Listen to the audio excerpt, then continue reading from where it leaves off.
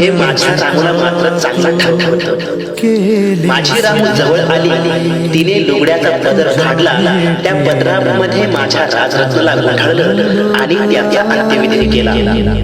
परंतु आज मला असं वाटत आहे की माझ्या त्या राजरत्नाच्या बलिदानाचं आज सार्थक झालं. कारण आज मला असं वाटतंय की माझा एक राजरत्न गेला तर काय झालं, याच्यानंतर येणारे माझे कोट्याने कोटी राजरत्न उद्या त्या कोटात आणि सुटबुटात येणार आहे. व याच्यानंतर येणारा माझा एकही राजरत्न हा बिन औषधाचा मरणार नाही व एकही राजरत्न हा बिन कपड्याचा चितेवर जळणार नाही, याचं मी सुख अनुभवतोय.